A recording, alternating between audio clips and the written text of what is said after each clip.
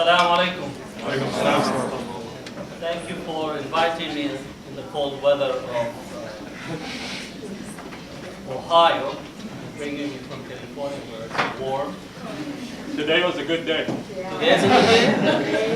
That's what I was in Chicago last week, and it was, I think, 20 or 22, and they said, oh, you actually came where the weather is nice. You did, yeah. And so, that's where your perspective of what's nice can be influenced where the region that you are actually dealing with. So just give me a second to get what I'm trying to do. So what I'm going to cover today is a discussion on Palestine, but to look at Palestine from a study and examination of colonial lens. As many of us often are preoccupied with the daily going and happening in Palestine, we don't step back to give a deeper analysis or the epistemology that actually is rooted and deep in the Palestine question. This is not to say that the daily affairs that are taking place, the constant harassments of Palestinians, 500 plus checkpoints, the continued expansion of settlements, all those are important, but one has to really locate the Palestine cause in its correct place. So first I would try to articulate for you the concept of colonialism and what colonialism is, and to also separate between two types of colonialism that we witness in history, but also as it relates to Palestine. Now, in general, colonialism is establishing a colony, right, where a particular power approaches and takes possession of a territory, and from that territory begins to subjugate the population, the resources, and the boundaries to its hegemonic control. Now, colonialism as a process saw the heyday in the 17th, 18th century, 19th century, and really came to an end in the 20th century.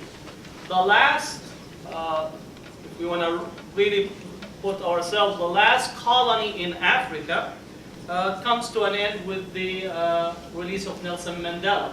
And many of us forget that prior to 1994, South Africa was still under the structure of colonialism, and only in 1994 that we get upon Nelson Mandela's release, the majority population in South Africa achieves its independence in the real sense. A new constitution is written, and that brings to an end the colonial project in Africa. At a certain point in Africa's history, all of the countries were colonized with the exception of Ethiopia, that was not directly colonized but actually were subject to colonial influences and control.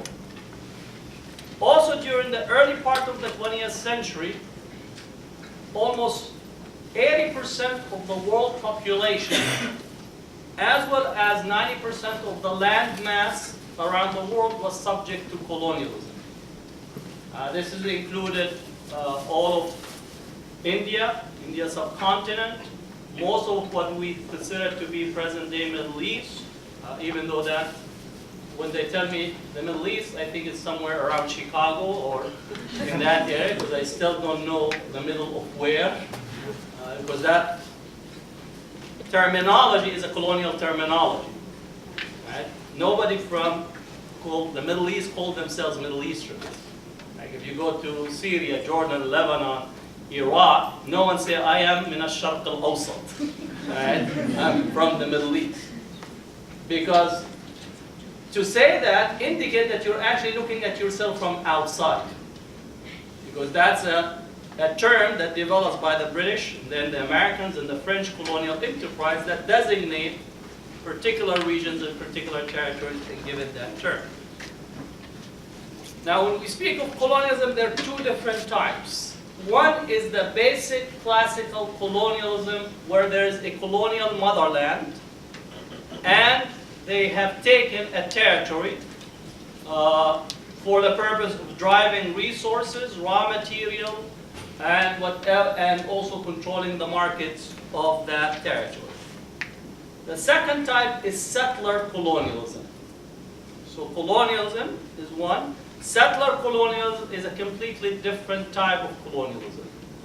And one of the primary distinctions between colonialism and settler colonialism is that settler colonialism has no need or use for the indigenous population, because it comes upon the territory to take over the territory, claims it as its own, and then we'll get into religious justification. It claims this territory its own, and begins to actually push out the indigenous population, and they have no notion of going back to a motherland, that this is theirs, and they begin to construct a state based on settler colonialism. South Africa was a settler colonial state. Now, if we think about it, even though that we are here in Ohio, America is one of the most successful settler colonial projects in history. And all of us are living in here in Ohio. We don't know which Native American tribes used to live in this area. Or if we do, it might be a class in ethnic studies, or a class on the side of history. So even when we study American history, right, we say that Columbus discovered America. Right? Native Americans have a different narrative. They said they discovered that Columbus was lost. Because he came, he thought, says namaste, thinking that he arrived to India. Right? They said, no, amigo, you're just in a completely different territory altogether, and let's show you. But in here, as soon as he arrives into America, he claims the territory as a possession of the Spanish crown, and then you get into the whole development of a colonial project that systematically commits genocide against the Native Americans. And the genocides move from having Native Americans and tribes throughout this continent, as well as the Central Latin America, and ends up with today, the last figures of how many Native Americans we have is about 2.5 million. So the systematic genocide that's committed against the Native American is one of the most successful colonial programs that the world has seen, and it's completely different than colonial project that was present in India, for example. The British in India at no time had more than 40,000 troops on the ground in India. This is at a time where the population in India was 350 million. They control it by working through the existing indigenous population and managing to control the system and the structure through that, but they continue to have Great Britain as the motherland, right? The colonial motherland that they're working with. Now, when we speak of Palestine, we have to say that Palestine is experiencing a settler colonial project. Right? Palestine is experiencing a settler colonial project.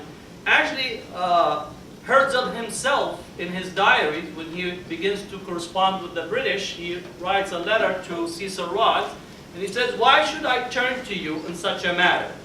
Meaning he's appealing and speaking to Cecil Rhodes, who was the Minister of Colonies for Great Britain, even saying Great Britain is problematic from a theological perspective for Muslims, because no one's great except God from us, and therefore he was corresponding with Cecil Rhodes by saying, "Why should I turn to you in such a matter?" He said, "Because it's something colonial." So Herzl understood early on that this is a colonial project, as well as all the main figures in the formative period of Zionism understood that this is a colonial project that they're undertaking, and it was a settler colonial project from its inception. Now, we could say that there was a link between European colonialism and Zionism, each for their own interests. we cannot collapse the interest of Europe with the interest of Zionism to be one and the same. The Europeans at that time, Great Britain and others, wanted to get rid of the Jews. Right? So in essence, Europe has had and continue to have, from one time or the other, a very profound anti-Semitic case. You could say that they have a DNA marker of anti-Semitism in Europe. They never recovered from it. They never went through a 12-step program. Right? And if you just notice right now in Europe, you have Islamophobia, but just behind the Islamophobes, you just find the neo-Nazis. They're just using, once again, I always say racists have an equal opportunity perspective, like they're pro-affirmative action. They discriminate against everybody except themselves. Right? So in that sense, Europe had a profound anti-Semitism and anti-Semitic problem, and for them, how to get rid of the Jews from Europe. And that was something that's been in existence in Europe for a long period of time. 1492 is something that has to be etched in the memory, and that's where racial theory actually begins to develop, directed at both Muslims and Jews at the time. So from the European perspective, how to get rid of all these Jews that, for them, they were considered to be a problem. That's why you have many of the Jews being not allowed to mix in with the population, not allowed to live, and were kept in ghettos structurally in Europe from the earliest periods in European history. So Napoleon himself made the claims to try to create a state for the Jews when he arrived in Egypt in 1797. Every European power, including the British, also were making overtures. Some of the main participants in thinking about creating a Zionist state in Palestine, many of them actually were known anti-Semites. Like Balfour himself, who wrote the Balfour Declaration and authored it in his name, he was a notorious anti-Semite. So meaning that his idea of creating a Jewish state was not coming that all of a sudden he fell in love with Jews and trying to provide them a place to live. Rather, he was actually finding how to solve a problem from his perspective relative to the Jewish population. So Palestine has to be understood in relations to settler colonialism. Now, part of settler colonialism, part and critical to it, is utilization of religious text. Right? So for example, when we speak about the religious text in relations to Palestine, I always say that the indigenous Palestinians have been dispossessed twice by the biblical text. Because we look and read the biblical text as history, even though that much of what is written in the biblical text is understood by scholars to have been written much later point in time. Even 3 weeks ago, there is a research about the introduction of camels. When did camels arrive, domesticated and being utilized? The biblical text locates the camel at a certain time in the biblical text. And researchers say that the arrival of the camel as an animal domesticated for use almost 250 years later. Meaning this is another aspect of looking at the biblical text being written at a later point. Many of us, when we speak to defenders of Israel, where logic stops, they always jump to say, well, God promised us the land. Right? Meaning that that's the end of discussions. If God promised them that, that's it. There's no discussion. God is the real estate agent, and all what you need to do is accept that framing. But in here we have to critique this aspect where theology is being used as a theology of dispossession. Right? The theology of dispossession, meaning the biblical text is being utilized as a text to dispossess one group that is seen to be outside the group that is claiming that territory. Now this should not be strange to us. Right? This should not be strange to us. Because America used the biblical text in the same way. Something we call it manifest destiny. Right?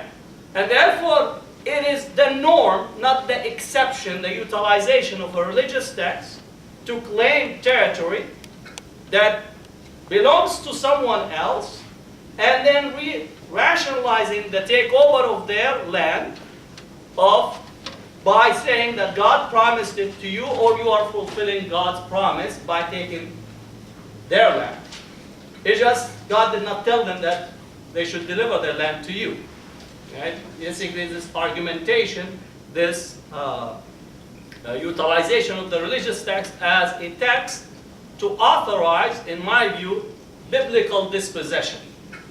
So now it's not the Zionists that are claiming the territory, as actually God is the agent that allowing them to dispossess the Palestinians. And that's where, time and time again, you'll find some of these defenders of Zionism and defenders of Israel will utilize this argument that God promised them the land. Now they don't go beyond this simple statement. Even if we look at the biblical text as a text, what we find is, one, Abraham migrated from Mesopotamia to Palestine. So basically we gave him green card, right? Meaning the Palestinians gave Abraham a green card in Palestine. Second, when he came to Palestine, he actually did not claim the territory his own. He's actually, in the biblical text, as a text, we read this, he lived as an alien among the Canaanites. Okay? So, meaning that he actually, there were already indigenous population, he did not claim the territory. Third, he actually was met by the king of the Canaanites. So there was already a authority, a power, right, in relation. I'm just looking at the text as a text without going in any way critically about it. Then when Abraham wanted to bury his family, he purchased the cave in Al-Khalil. So, which is one of the major arguments, theologically speaking, if you want to argue, if God promised Abraham the land, why would somebody purchase a land that he already owns by means of the divine dispensation?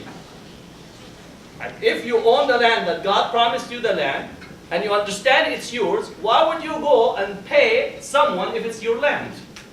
So Abraham did not understand that promise to be a promise of a theology of dispossession. He did not see it that God gave him the right to throw people out of their houses, like what some of the settlers today go in Jerusalem, like in Wadi Silwan. They go in the morning, jump into the house, right, throw the family out, and they say, God promises this is our land. Abraham himself did not do that. But today's Zionists, because they're operating from settler colonialism, it's the same thing that the South African did during the apartheid. They would go into areas that they favored, they wanted, and they would remove the blacks from those areas and claim it their own. Same thing is happening, or happened in here in the United States, and continue to happen. So if you go to the Black Hills of the Dakotas, Native Americans, they consider the Black Hills sacred for them. But there are a lot of raw materials in there that companies are interested in. So now they're giving them right to go and mine in the Black Hills of Dakotas. So the same principle, once again, is operable in relations to settler colonialism, that God is introduced as the agent of dispossession by means of a religious text. The second aspect of settler colonialism is its racialization. Settler colonialism creates different categories of human beings. And it's really heavily dependent on a critical race theory. The settler colonials arrive on a land and designate the indigenous population to be subhuman, not fully human. Same thing happened in relations to the British. Same happened in here in relations to Native Americans. And the same is happening in relations to the Palestinians. They are not the same type of human. They are subhuman.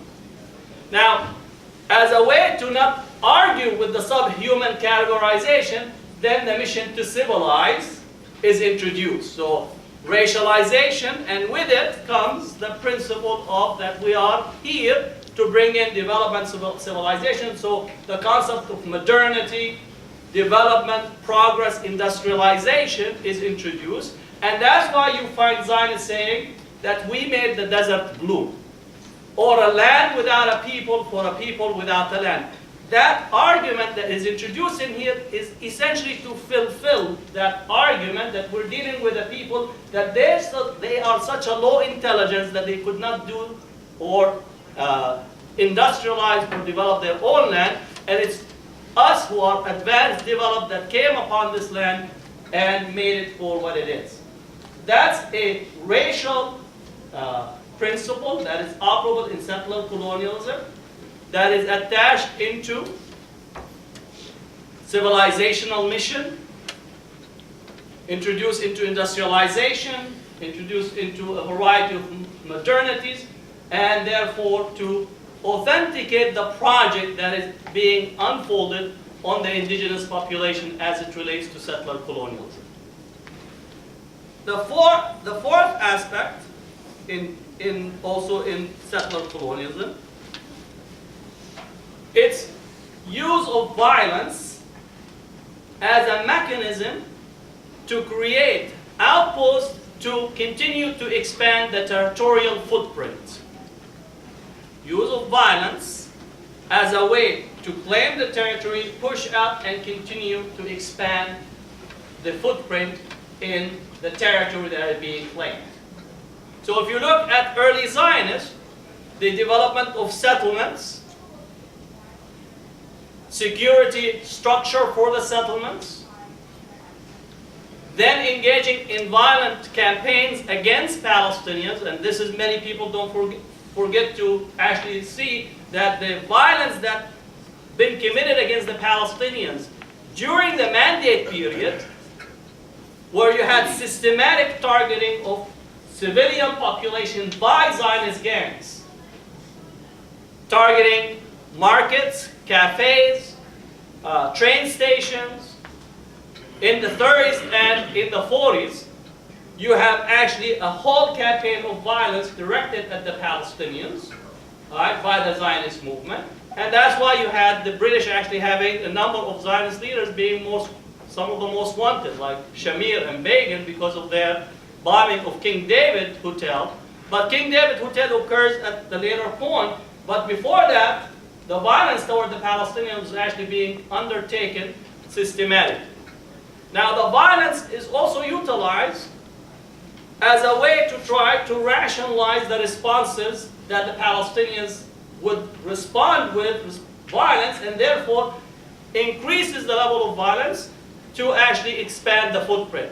And this is what we see in Sharon's policy of expansion. It says, every time that a Palestinian carries a violent attack, we'll actually build a new settlement. Every time a Palestinian carries on an attack, we'll build a new settlement. And this is taking place today with settlers in the West Bank. Every time that there is a violent attack taking place, a new settlement, a new outpost. But the question is that what happened before the Palestinians have committed violence? You actually have a structural violence taking place against the Palestinians. Almost on a daily basis, the Palestinian is being shot. It only makes a news for us in here if the other person, meaning the Jewish person, a Zionist person, not the Jewish person, if a Zionist settler or a Zionist Israeli gets injured, then it's on CNN 24/7, Fox News 24/7, and becomes talking about Palestinian violence. The violence is a structural part of the settler colonial enterprise. It's not incidental. It's only when you treat it incidentally you begin to be occupied with the events here and there and not look at it as a structural part of settler colonialism. Right? So violence, part and parcel of settler colonialism. Now there is a distinctive characteristics for Israel's case of settler colonialism, that it also needed to have an international protection. An international protection. Now, some other colonial settler projects had international support because they came from particular colonial motherlands or colonial territories, and therefore that relationship of ethnicity or nationality or linguistic affinity made it possible for them to get the support, whether it be the Spanish crown, the French state or the British as it relates to the America or Australia, New Zealand, or parts of South Africa, you had that component. But in Israel's case, it always needed a garrison state to provide it with the military capacity and power. And that's, initially it was the British, but post-World War II, the United States took that role, and now the United States is the garrison state that provides Israel with the military infrastructure, US for its own purposes. You could say the role of AIPAC is very critical, but from the inception of Zionist project, they needed that international component to provide it support, and it's present in there as we speak. So what I'm laying for you today is a way to analyze the settler colonial project as it relates to the Palestinians. So now we get the call that Israel needs to stop settlements, right? Israel needs to stop settlements. But this language implies an acceptance of everything that happened before the settlement today that are being built. So, take in 1948. In 1948 war, which for the Palestinians is the Nakba, Israeli army, as well as the Irgun, the Stern Gang, and the Lehi, engaged in systematic expulsion of Palestinians. There were about 800,000, give or take, Palestinians that were expelled by force. Meaning there was a systematic ethnic cleansing project as part of the Nakba in 1948. In addition, almost 580 villages were completely wiped out. Not because they were resisting, it was actually after the cessation of hostilities that the wiping out of the villages took place, because Israel wanted to have a state that have a decisively Jewish majority, and the state that the UN gave them in 1947 by Resolution 181, the number of population was 492,000 Jews in the state that the UN gave them, and 490,000 Arabs. Meaning you would have a state that is without a decisive majority. It would have been equal population figures. This is the 1948 area, the designated state. Therefore, the expulsion of Palestinians was a requirement that were discussed and planned at the highest level of the Israeli political leadership. Ben-Gurion Kitchen Cabinet worked on the plan of delete, which is a systematic expulsion of the Palestinians in order to bring out a decisive Jewish majority state. Therefore, when we speak about only stopping the settlement, one has to ask the question, what about the settlements that were built as a result of the 1948, or the villages that were destroyed, the 800,000 Palestinians, 9 urban centers that completely were emptied, and their lands, properties, houses, everything was taken from them. Right? So that's an important, when we say stop the settlement, it actually, you are accepting the framing of facts on the ground. Right? Part of the strategy is, this is just basically what you call, in the US, we made a science of it. Right? We made a science. That's part of it, is that we need to remember our history in this country. Early on, we would put an outpost next to Native Americans. Right? We'll put a military outpost close to Native Americans to antagonize the Native Americans. And the Native Americans respond, and upon their response, we actually expand and move into their territory. Now, that fact that we created, they have to begin talking about this fact. What was taken before is already subject of historical record. So facts on the ground is a systematic process where you move the lines of negotiations and you move the line of what is subject to be actually put on the table of discussion. So that's why today the so-called peace negotiations. I don't call it peace negotiations. It's occupation by means of negotiations. It's occupation by means of negotiations. Because at every turn, the line of demarcation moves according to facts on the ground.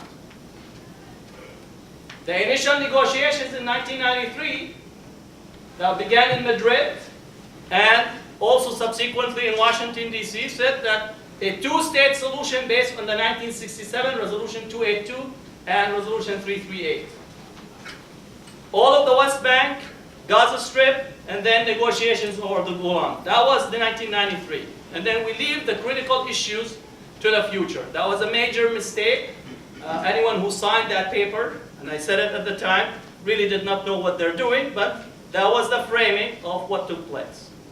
Immediately after Oslo was signed, Israel went into a very aggressive, systematic settlement plan to try to actually take as many of the hilltops, as many of the lands in the West Bank, in order to prejudice any future negotiations.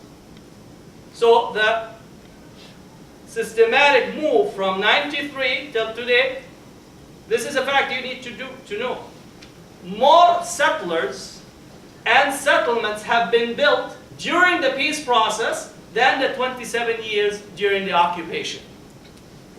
Right, from 1967 in the West Bank to 1993, more settlements have been built post-93 than what was built in the 27 years of direct settlement activity inside the West Bank.